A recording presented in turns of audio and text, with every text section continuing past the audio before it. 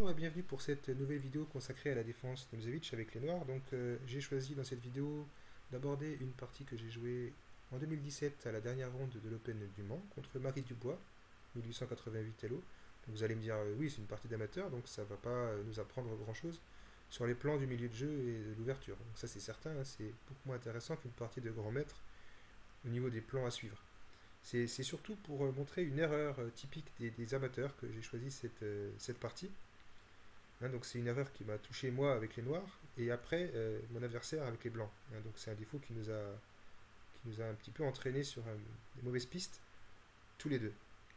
C'est quoi ce défaut? C'est qu'on sous-estime sa position à un moment donné et qu'on se lance du coup à l'attaque et les choses ne font qu'empirer. Et le défaut se retrouve aussi quand on est gagnant, ce qui a été le cas des blancs, quand on est gagnant et qu'on veut finir la partie de manière tactique. Et en faisant ça, on s'expose à du contre-jeu. Et c'est exactement ce qui s'est passé. Donc cette partie est instructive parce qu'il y avait des moyens d'éteindre ce contre-jeu justement. Et les blancs pouvaient gagner tranquillement sans paniquer. Donc on va voir ça concrètement. Hein. On va essayer de voir les différents moments clés de cette partie, sachant qu'il y aurait beaucoup d'analyses à faire avec les modules. Mais c'est pas le but. Le but c'est vraiment de montrer ce qui se passe dans la tête des joueurs. Parce qu'évidemment après c'est facile de dire qu'on était gagnant, qu'on s'est fait arnaquer, etc. Et concrètement, avec la pendule à côté qui défile, avec le temps qui défile, comment réfléchir de manière efficace et sans prise de risque. C'est surtout ça le plus important. Euh, L'évaluation du module, on s'en fiche en fait dans cette partie. Donc après D4, cavalier F6, C4, E6, je savais que mon adversaire jouerait cavalier F3 ou cavalier C3, donc je m'étais préparé un petit peu. Après cavalier C3, fou B4, E3, petit roc, cavalier E2. J'ai été content de placer la variante secondaire C6, qu'on a déjà vu dans une vidéo sur une partie de Kismatulin, il me semble. Donc il avait gagné contre Ilyushenok en 2015. Une belle partie. Le plan, la base de C6, c'est de laisser la case C7 pour le fou, puisque ce fou-là ne peut plus vraiment s'échanger en C3 sans laisser la paire de fous de manière ridicule. C'est-à-dire que si on s'échange en C3, évidemment, les blancs vont reprendre du cavalier, ne vont même pas endommager leur structure de pion, donc on n'aura rien en échange de la paire de fous. Et on va accélérer le développement des blancs, puisque ce cavalier-là, pour le moment, obstrue le fou. Donc maintenant, le plan des noirs, prioritairement, c'est de trouver une bonne case de repli pour le fou. Et la case C7 est la meilleure case. Après A3, fou A5, les blancs sont obligés de jouer B4, hein, sinon, tant qu'on ne joue pas B4, on ne peut pas vraiment sortir ce cavalier, sinon ça permet aux noirs de prendre en C3 et de créer les fameux pions doublés. Donc il faut d'abord jouer B4. Et après fou C7, maintenant le cavalier peut se développer de manière plus harmonieuse pour laisser passer le fou et pour pouvoir roquer. Donc là, à partir de maintenant, on a plusieurs plans pour les blancs. Dans la partie de Kismatulin, les blancs avaient joué E4 et Kismatulin avait choisi un plan sur case noire avec D6, E5 pour faire sauter le pion D4. Une fois que ce pion D4 a disparu, la grande diagonale est ouverte et le fou revient sur la grande diagonale. Et on combine ça avec aussi A5 pour faire sauter ce pion-là. D'accord? Comme ça, les blancs ne peuvent plus jouer C5. La case C5 est sous contrôle pour les noirs. Donc je laisse évidemment regarder la vidéo de manière plus détaillée. Je ne vais pas revenir sur ces plans puisqu'on les a déjà étudiés. Bien. Dans la partie, l'adversaire a été plus prudente, pour le moment en tout cas, en jouant cavalier G3. C'est plus souple. Le plan sur case noire ici ne fonctionne pas tout à fait, puisqu'après D6, E5, les blancs peuvent tout à fait laisser leur pion en E3, contrôler D4, et on ne pourra jamais ouvrir la diagonale. Donc, c'est pas très satisfaisant. Ici, je pense que le plan sur case blanche est plus approprié, donc je joue D5 dans la partie. Et après fou B2, qui est naturel, étant donné que le plan des noirs, c'est de se libérer avec E5, évidemment, donc mettre le fou sur la diagonale, c'est logique. Après fou B2, donc je suis rentré directement dans E5 et on rentre dans une position qui est compliquée. J'ai pas voulu retarder la libération parce que les blancs n'ont pas roqué. On a une avance de développement relative avec les blancs, avec les noirs pardon de ce côté-là. Donc je veux créer des problèmes avant que les blancs roquent. Mais pour ça, il faut être prêt à avoir un pion isolé en D. Hein. Ça, c'est calculé. Au niveau dynamique, on a un déséquilibre qui intervient. Les blancs ont pris en D5. Évidemment, là, on peut déjà jouer ces prends. J'avais un petit peu peur de cavalier B5, mais c'est pas très grave parce qu'on peut jouer E4 ici. Et la perte de la paire de fou n'est pas très importante étant donné que la position se ferme. Mais dans cette position-là, on peut aussi prendre en E5 et on revient à une position qui ressemble un petit peu à la partie avec un pion isolé en D5. Donc on va regarder directement ce qui s'est passé. Après, c'est prend D5, j'ai pris en D4. Évidemment, les blancs sont obligés de reprendre de la dame. Sinon, c'est eux qui ont un pion isolé après la prise du pion, hein, évidemment. On reprendrait du cavalier, on aurait une colonne ouverte. Le pion D isolé va poser des soucis au blanc, surtout qu'il enferme le fou. Hein, donc c'est pas très bon. Et sur cavalier prend, évidemment, on reprend mais de la dame. Donc ça, c'est évident, c'est mauvais. Donc après, on prend D4, les blancs ont repris de la dame et commencent à lorgner sur la grande diagonale. Évidemment, on a des thèmes. Il suffirait de dévier le cavalier, d'enlever celui-là, et on aurait des motifs de mat en G7 qui peuvent intervenir. Donc ici, cette position ne faisait pas spécialement peur, puisqu'après ces prend D5, je savais que je pouvais développer mon cavalier avec gain de temps. Donc c'était pour ça que j'avais attiré la dame ici, et je savais que je pouvais récupérer un temps ici. Et même après tour D1 qui attaque le pion, une nouvelle fois, j'ai le temps de placer cavalier C6. Donc je récupère un temps et j'accélère encore un peu plus mon développement. Le plan positionnel ici, pour les blancs, aurait été de jouer dame D2. Donc regardons ce qui se passe après dame D2, qui aboutit à une position équilibrée quand même, hein, mais au niveau dynamique, il y a quand même des choses à noter. Première chose, c'est que le pion ici est sous pression, donc on est obligé de défendre avec fou 6, parce qu'il a attaqué 3 fois. Et c'est là que les plans divergent pour les blancs. Il y a plusieurs possibilités. La première possibilité, c'est de jouer fou D3, sans avoir peur de D4 qui supprime la faiblesse, hein, parce qu'après D4,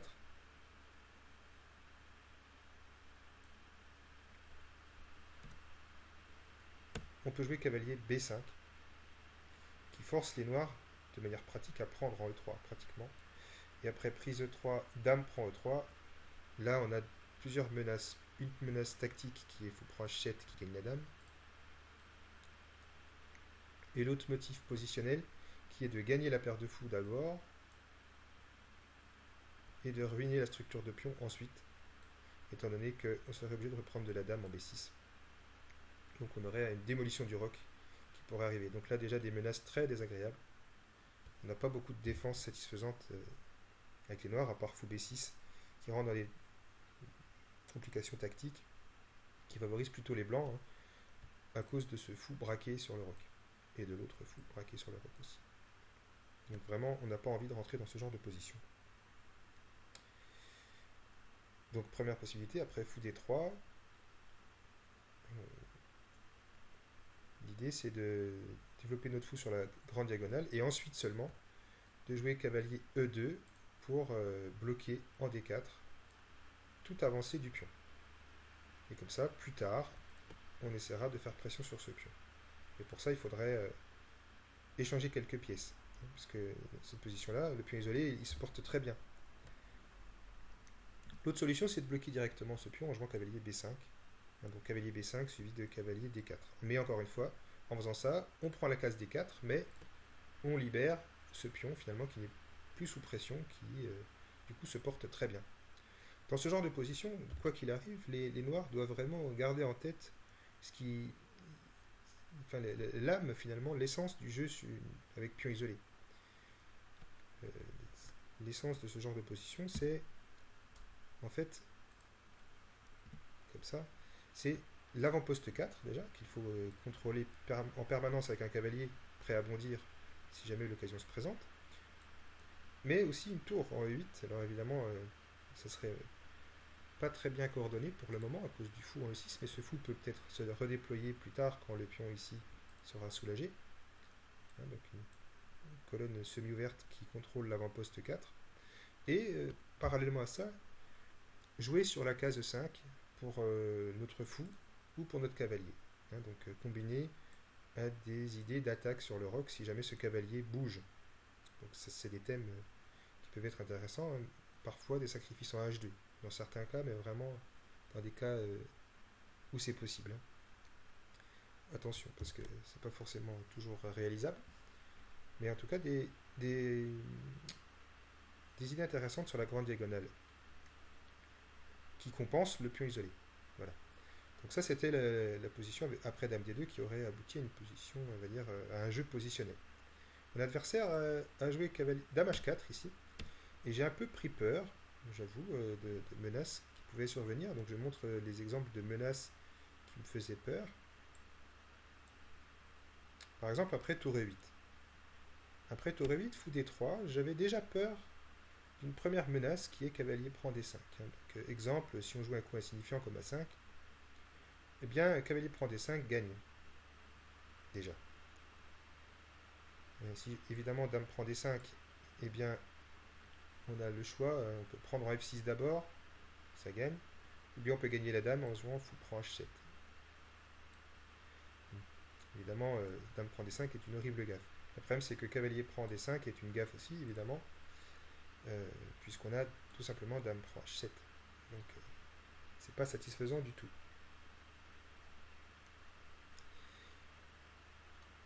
Donc, voyant ça, j'ai choisi autre chose. Mais j'ai sous-estimé la position. J'ai pas voulu regarder plus loin, alors qu'après tour E8, fou D3, il suffit de jouer H6.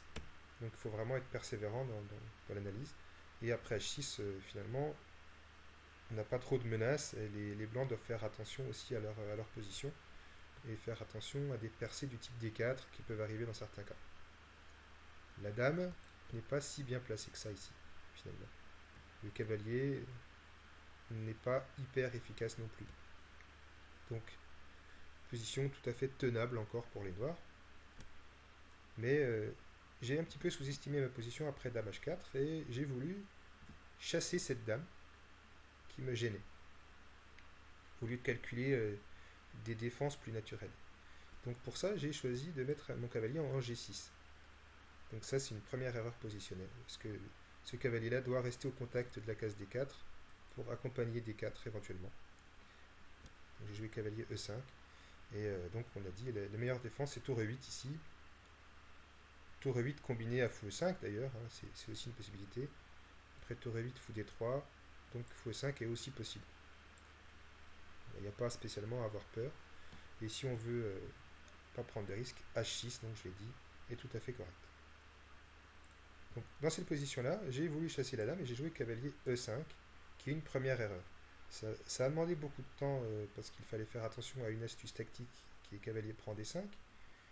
Parce que cavalier prend D5 a l'air dangereux comme ça, mais en réalité, il suffit d'accepter la pièce, quitte à la rendre après. Parce qu'après cavalier prend D5, dame prend, tour prend. Les blancs récupèrent la pièce avec E4, hein, parce que si on recule le cavalier, il y a tour prend D8 qui intervient avec déviation du fou. Et du coup, à l'arrivée, les blancs peuvent récupérer le cavalier E5 et ils ont gagné un pion.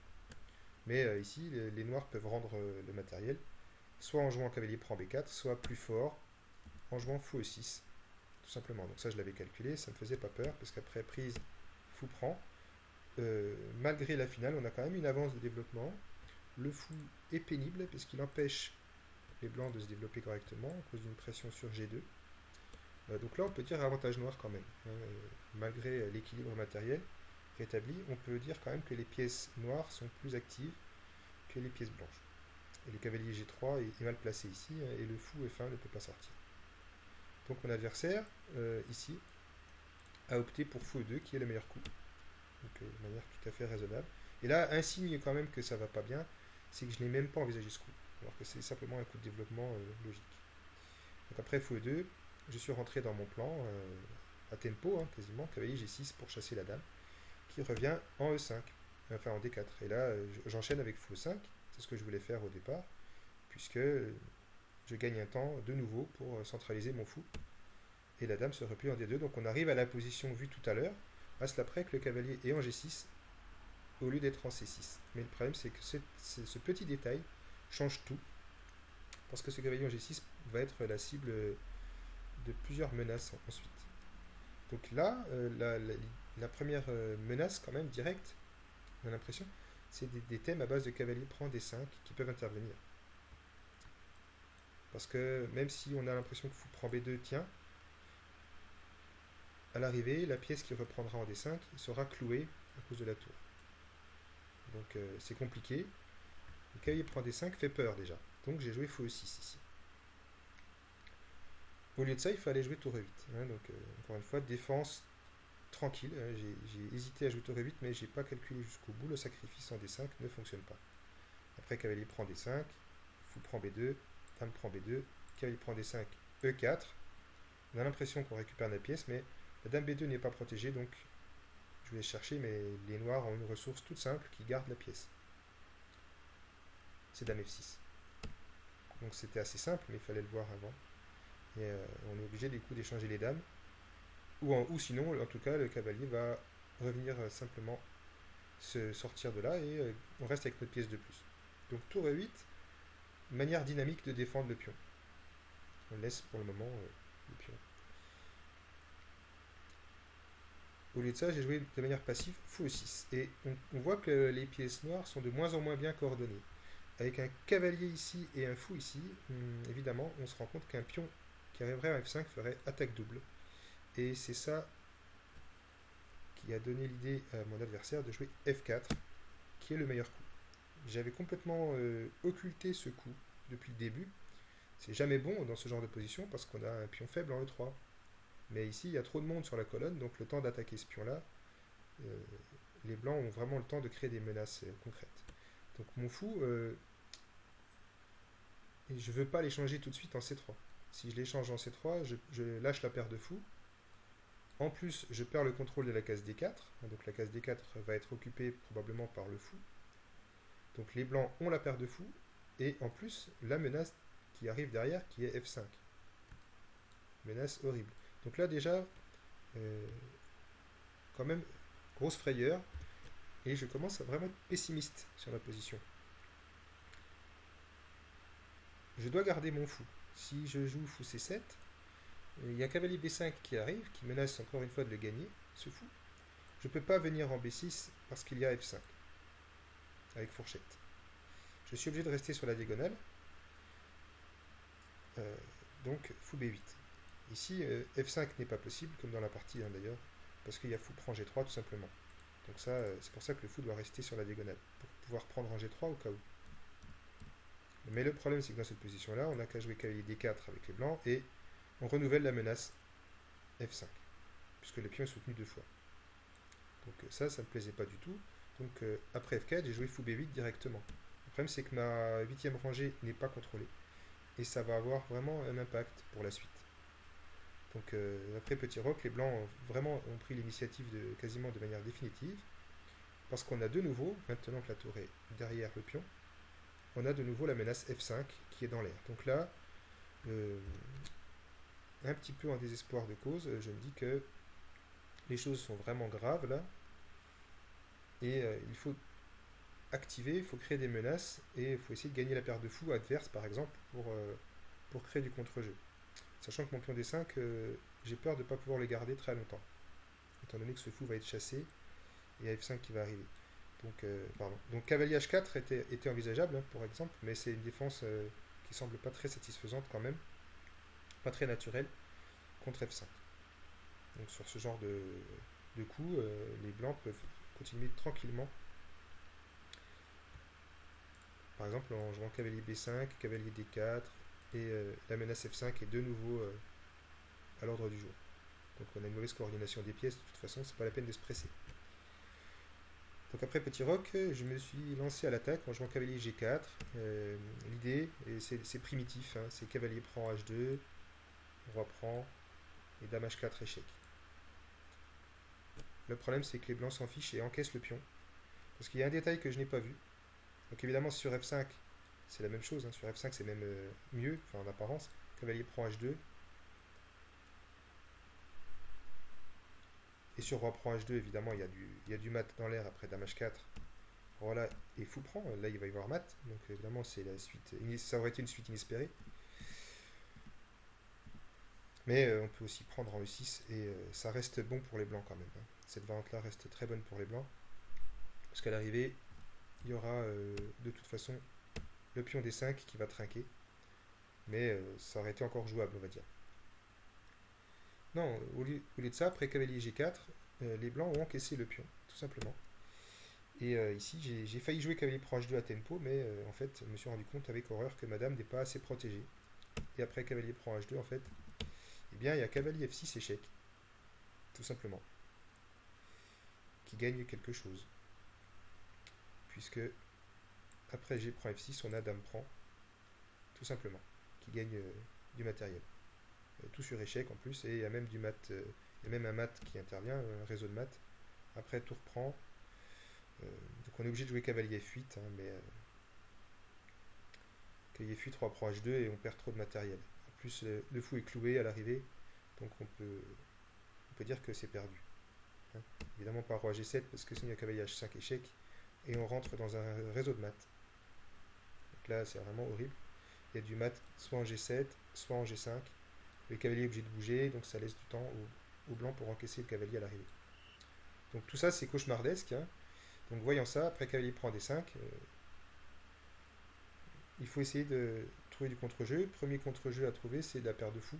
Essayez au moins d'avoir la paire de fou. Donc je joue dame H4 pour menacer mat. Et du coup, ça oblige les blancs à jouer fou prend.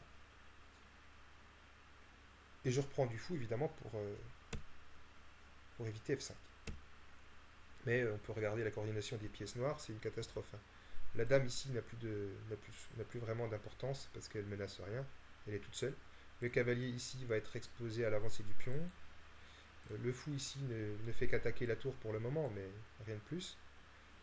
Le fou ici empêche la tour de passer, donc on a vraiment, on peut dire, une position cauchemardesque avec en plus un pion de moins. Donc quand c'est comme ça, il faut vite chercher du contre-jeu basé sur la paire de fou. Mais on voit pas trop comment ça peut arriver encore. Donc dans cette position déjà, les blancs doivent faire attention à leurs faiblesses. Et c'est ça qui doit guider leur jeu maintenant. On a encaissé un pion, donc on consolide avant de continuer l'attaque. Et ça, c'est une étape qu'on oublie souvent en tant qu'abatteur. Pour savoir comment consolider, il faut regarder ses propres faiblesses, et pas seulement les faiblesses de l'adversaire. Notre faiblesse, c'est E3. Alors pour le moment, elle est défendue. Mais justement, il fallait la surprotéger, cette faiblesse. Donc le coup humain le plus solide, je dis bien humain, parce qu'évidemment les logiciels voient plein de choses, ici c'est fantastique, mais le coup humain, c'est tour E1. Comme ça, on bétonne ce pion, et le cavalier et la dame, du coup, sont libres d'aller où ils veulent, si la tour surveille bien ce pion. Donc ça, c'est le coup le plus simple. Si vraiment on veut se lancer dans les complications d'ordinateur, eh bien, il faut jouer E4. Mais E4, ça demande du calcul, donc ça dépense du temps. Hein. Donc si vous voulez vous faire plaisir après E4, fou prend, cavalier F5, essayez de calculer les variantes, mais vous allez voir que ça mène au gain. C'est sûr. Mais bon, c'était quand même déjà un investissement en temps qui était peut-être pas indispensable. En tout cas, les blancs avaient d'autres ressources beaucoup plus simples. Hein. Mais après cavalier F5, on peut regarder, hein, mais je vous laisse chercher si vous voulez, mais les blancs sont quand même déjà pratiquement gagnants. Mais il faut quand même calculer. Il y a beaucoup de variantes. L'ordinateur il donne plus 9, plus 10, d'accord, mais pour un humain, est-ce qu'on peut voir jusqu'au bout? C'est pas si simple. Bref, donc après fou G4, tour E1, c'est le coup humain le plus naturel. Au lieu de ça, les blancs se sont rués à l'attaque avec dame D4, donc évidemment ça reste bon comme coup, hein, mais plus risqué. F6, hein, évidemment, il y a une menace de mat en un coup, donc on ne peut pas laisser faire ça. F6 c'est le seul coup raisonnable. Et maintenant, tour C1, prend la colonne. Ça semble naturel, encore une fois. D'autant plus qu'on menace cavalier C7. Si on arrive à jouer cavalier C7, avec la tour qui est dans le coin, on va forcer les noirs à échanger leur fou de case noire. Et effectivement, là, on n'aura plus de soucis, puisque la dernière pièce, le dernier argument des noirs, qui est la paire de fous, aura disparu. Hein. Je dis bien que c'est le dernier argument des noirs, c'est l'argument ultime, et c'est autour de ça que devait tourner le jeu des blancs. Donc pour le moment, il tourne autour de ça. Donc tour C1, ça reste gagnant, évidemment. Donc on va pas dire que tour C1 c'est une erreur. Et si on veut bétonner, donc je l'ai dit, soit tour E1, soit peut-être encore plus fort, tour D3. puisque tour D3 soutient le pion, et en même temps soutient le cavalier encore. Donc vraiment, on a une surprotection. Ce principe de surprotection, il doit s'appliquer aussi quand on est complètement gagnant, et pas seulement quand on veut prévenir des libérations adverses. Donc, après tour C1, mon problème c'est éviter Kay C7. Donc je joue à 6, sans trop de conviction, hein, mais je joue à 6 parce que faut bien que mon fou sorte d'un côté. Si cavalier C7, j'ai fou à 7. Et après, des coups comme dame C4 échec, roi H8, sur cavalier prend A8, je comptais récupérer la qualité. Après fou prend, roi et fou prend C1. Donc, ce genre de variante qui montre que la tour en C1 finalement n'est pas forcément au meilleur endroit. Mais bon, ici, on pouvait quand même tranquillement continuer avec les blancs. Après tour prend C1.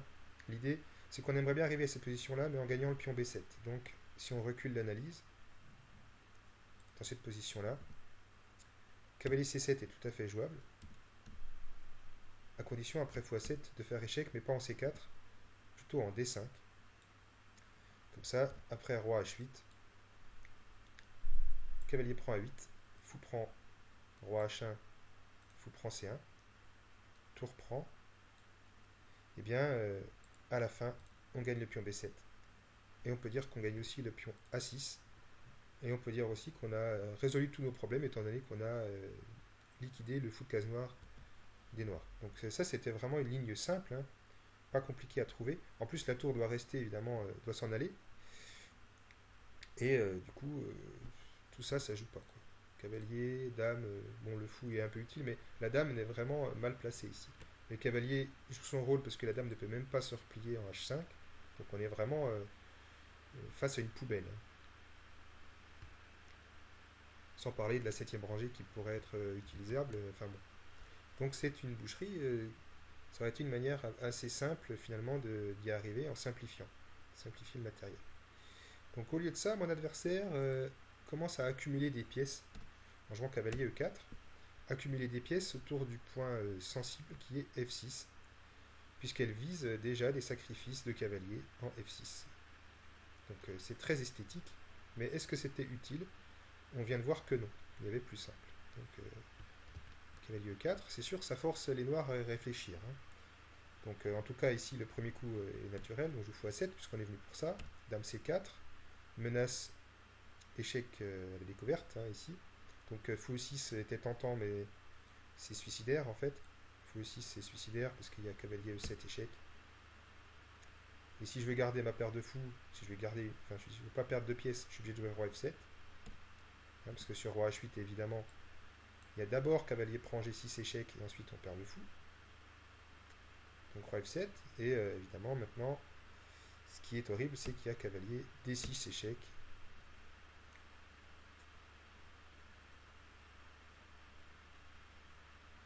Et après roi prend, on va se faire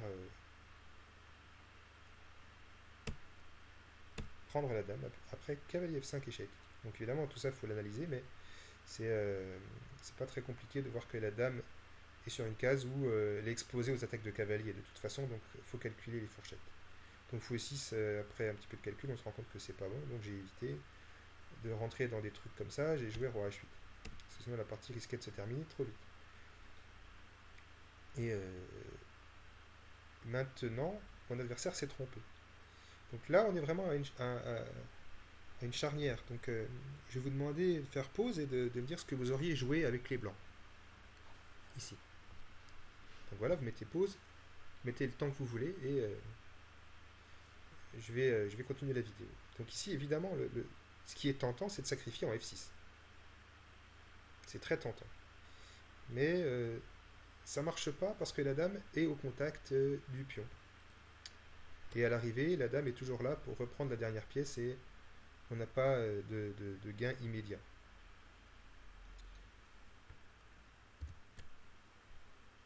Donc ça, c'est la vision tactique, on va essayer de voir ce que ça donne. Mais avant de voir la vision tactique, parce que justement c'est ça qu'il faut voir aussi, c'est est-ce que ça vaut le coup de dépenser une demi-heure à la pendule pour trouver une combinaison ici? C'est ce qui s'est passé en fait, mon adversaire a dépensé une demi-heure à la pendule pour se tromper finalement.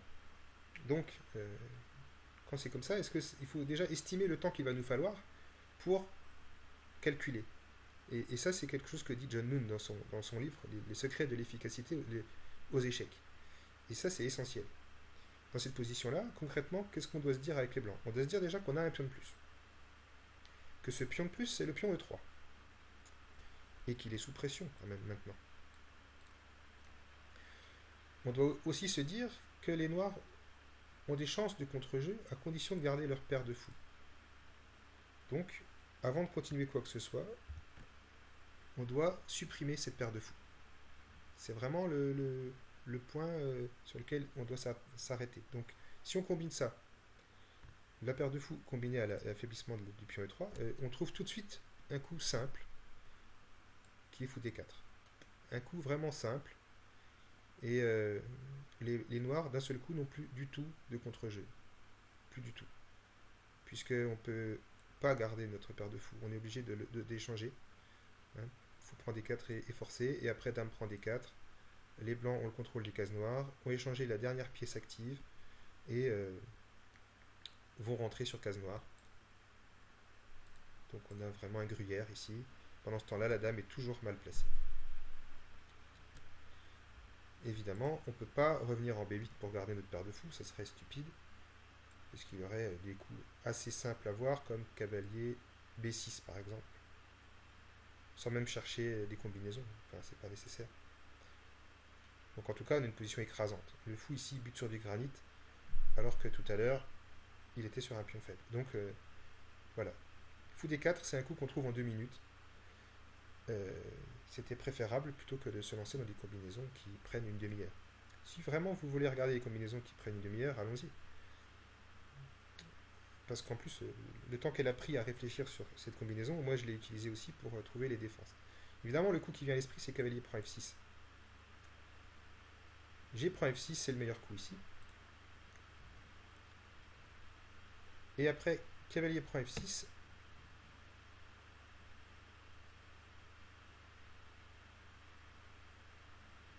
Il faut faire très attention.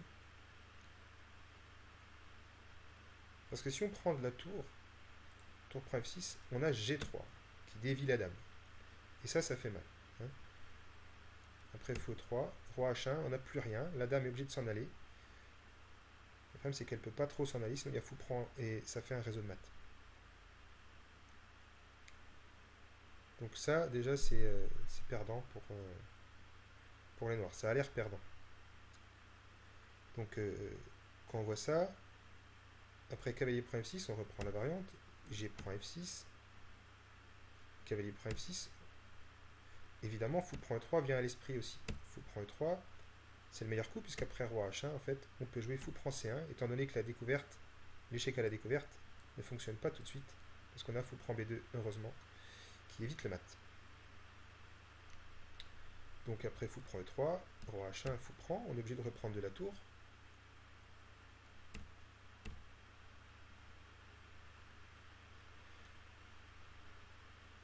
La menace, la grosse menace, c'est un mat. Évidemment, après, cavalier s'en va. Si le cavalier s'en va, on a un réseau de mat. Ça, c'est facile à voir. Donc, position désespérée en apparence. Et on tient, mais on tient à un fil. Après tour prend F6, G3. On tient à un fil grâce à cavalier E5. On contre-attaque sur la dame. Donc ça, c'est vraiment un coup d'ordi. Donc évidemment, si mon adversaire était rentré dans cette combinaison, c'est pas sûr que j'aurais vu cavalier E5. Mais elle a pris un temps fou pour calculer tout ça, pour finalement pas voir la fin. Hein, G3 devait être intercalé, mais au bon moment. Donc ici, le meilleur coup, c'est de prendre la dame. Hein, donc, parce qu'on récupère du matériel, on récupère tout notre matériel comme ça. On prend F6 et tour prend C4. Et on arrive bizarrement dans une finale de fou de couleur opposée, où les chances de gain finalement sont pas si énormes que ça, parce qu'on a des pions doublés. Donc d'accord, 2 pions de plus, mais fou de couleur opposée, il va falloir travailler pour gagner ça. Donc là, dans cette variante d'ordinateur, ok, les noirs s'en sortent. Donc c'est-à-dire qu'au niveau de la vérité de la position, finalement, la combinaison ne fonctionne pas. Le fait qu'il y ait G3 dans ces analyses a poussé mon adversaire à jouer G3 en premier. En fait, elle a entrevu que G3 était important pour dévier la dame.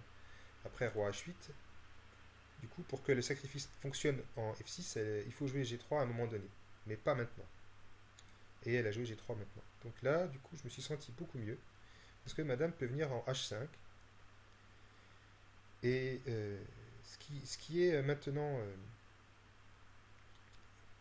la clé, c'est qu'on a une batterie sur case. On a une dame, pardon, pas une batterie, mais la dame soutient le fou. Et dans certains cas, du coup, on peut avoir une contre-attaque qui peut arriver grâce à ce fou-là combiné à celui-là. Exemple, sur cavalier prend F6, on prendrait de la tour. Et par exemple, ici on peut regarder les deux possibilités, mais sur fou prend F6, G prend. Cavalier prend F6, on a fou prend E3, échec. Roi G2, parce qu'évidemment, roi H1, on voit le problème, c'est fou F3 et ça mène au mat. Donc, roi G2 forcé, et dame H3, la dame s'en va de la fourchette, dame H3, roi H1, et maintenant on peut cueillir la tour. Et là, c'est plus la même. Hein, donc là, les noirs sont complètement gagnants. L'autre possibilité, après cavalier prend F6, tour prend F6, c'est de prendre avec le cavalier. Mais ici encore, on a fou prend E3, roi G2 forcé, et dame H3, la dame s'en va de l'attaque du cavalier. Évidemment, il ne fallait pas prendre, sinon il y avait mat. Et après roi H1, on cueille la tour. Encore une fois. Et on n'arrive pas à conclure. Sur tour prend C1, il y a fou F3 et ça mène au mat.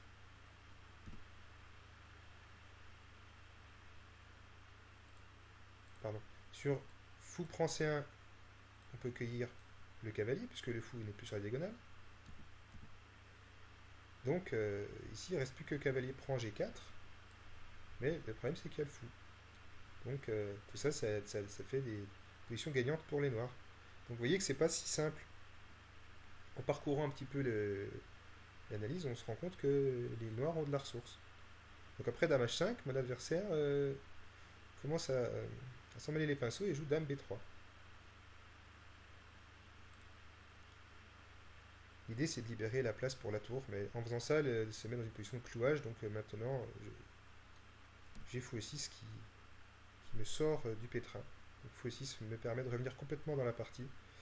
Et je crée des menaces directes. Donc là, il y a plusieurs menaces. Il y a tout qui est en l'air. Et d'un seul coup, c'est les noirs qui sont mieux, voire gagnants. Première menace, c'est fou prend. Enfin, c'est d'abord fou prend D5. Pardon. Pas celui-là, évidemment. Mais d'abord, de prendre en D5 avec mon fou, probablement. Puis, fou prend E3 et je récupère la tour. Donc la tour est vraiment mal placée ici. Maintenant, on s'en rend compte.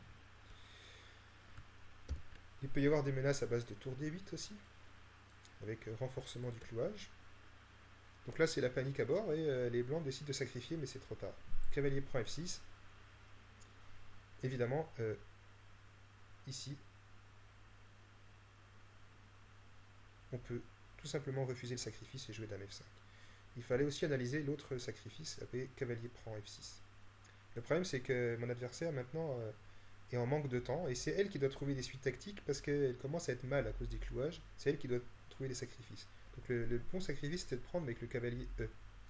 Et après dame F5, de jouer G4. Encore une fois, c'est une vente très compliquée à calculer. Fou prend D5, dame prend D5. Ça perd parce qu'il y a fou prend E3. Donc ça perd. Donc on est obligé de reprendre mais du cavalier. Et du coup, ça laisse les noirs jouer dame prend G4. Roi H1, avec une position encore, on va dire, au niveau du matériel qui est favorable aux blancs, mais avec du jeu pour les noirs. Dans la partie, le sacrifice avec le cavalier D5 est moins fort, puisque sur dame F5, on ne peut plus jouer G4. G4 est impossible, je pense que vous avez trouvé pourquoi. Hein, la dame est en prise ici, elle n'est pas protégée en plus. Donc, vous pouvez chercher si vous voulez, mettez pause, mais c'est facile. On peut jouer dame prend E4, tout simplement. Puisque on sacrifie la dame contre un cavalier, puis derrière on récupère la dame, tout simplement. Donc après dame F5, les noirs sont gagnants en fait. On perd une pièce. Et la fin va être assez rapide. Tout est en prise, hein. Si le cavalier bouge, on perd celui-là. Si on ne fait rien, évidemment, G prend F6 suffit. Donc là, il y a dame D3 qui intervient. Alors il fallait quand même voir une dernière chose, maintenant. Il fallait quand même voir une dernière chose, qui était, après G prend F6, cavalier prend F6. Il fallait quand même calculer ce sacrifice de dame. Donc mettez pause et dites-moi si on peut prendre la dame en D3 avec les noirs. Donc ça a l'air spectaculaire, donc calculez. Donc, je vais y aller, hein. Attention, c'est plus compliqué que ça peut paraître, il faut trouver la défense. Donc, déjà, il faut voir le motif de mat, et après, il faut trouver la défense, hein. Donc prenez le temps quand même. Bien, donc après dame prend D3, j'avais prévu de rendre la dame, hein, parce qu'il y a cavalier G4 échec ici quand même. Et on ne peut pas jouer roi H8, hein, je pense que vous avez compris pourquoi. On ne peut pas jouer roi H8 à cause du mat en H6. Joli mat, mais heureusement, il y a une autre ressource ici.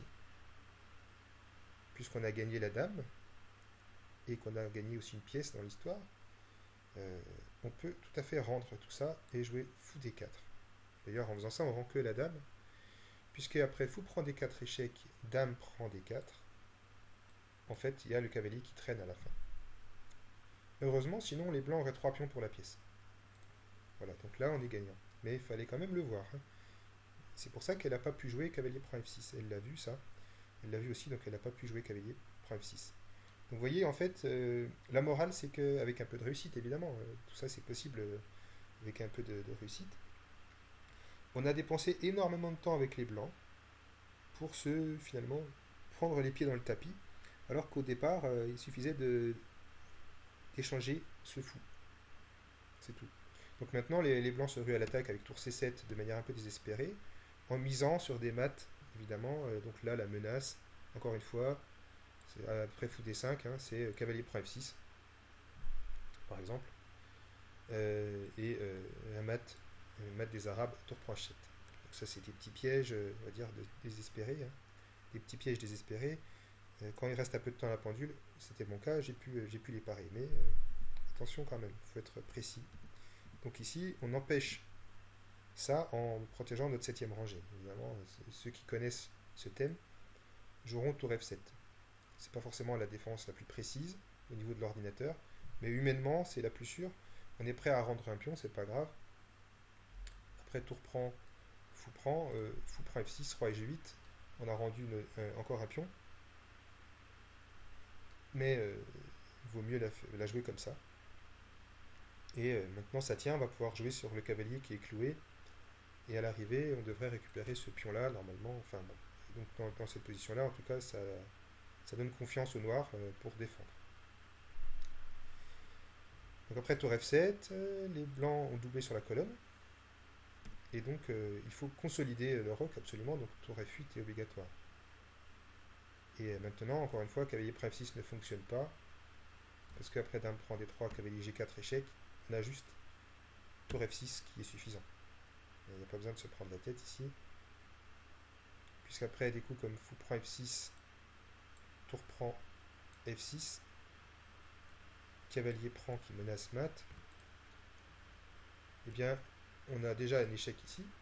Donc une série d'échecs qui peuvent intervenir. Donc déjà il y a même un mat en fait, après dame prend les 3 échecs, donc on n'a pas le temps de créer des menaces, hein, puisqu'après roi G2, on a dame F2, et le roi ne peut pas passer par là, donc après roi H1, il y a dame F3 mat direct, donc c'est trop tard, hein. Après tour F8, donc les blancs ont joué tour prend F7, et dame D8 échec. Encore une fois, roi G7 a l'air suffisant, hein, ici, roi G7 c'est bien, mais il y a une petite finesse que j'ai joué parce qu'il restait plus que 30 secondes à mon adversaire, un dernier piège, donc là c'est moi qui tends le piège, et elle tombe dedans. Après tour F8, la dame devait revenir en D3. Le seul coup c'était dame D3 ici. Au lieu de ça, donc elle a été tentée par une ultime combinaison, mais cette fois c'est la combinaison de trop, c'est fou prend F6. Mais le problème c'est qu'elle n'a pas vu que le pion E3 est sans défense, que le fou peut venir faire une attaque double roi-tour, donc à l'arrivée on récupère une tour entière, ça veut dire qu'on peut se permettre de sacrifier ici. On fait dame prend.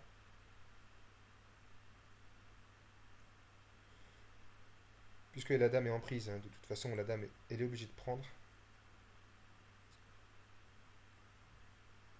Le problème c'est que si elle prend comme ça, on a tour prend et on ne peut pas récupérer cette tour parce que sinon on perd l'autre. Voilà, donc ça c'était la clé. Donc du coup après fou prend F6, dame prend F6 auquel elle ne s'attendait pas. Elle a pris du cavalier, ce qui était la moins pire des solutions. Donc je récupère la dame et maintenant le problème c'est qu'on a trop de menaces. Le cavalier n'a plus beaucoup de cases, mais il aurait quand même dû il aurait quand même pu venir plus tard en E4. Il fallait d'abord parer cette menace donc en jouant tour C3 par exemple, pour protéger le pion.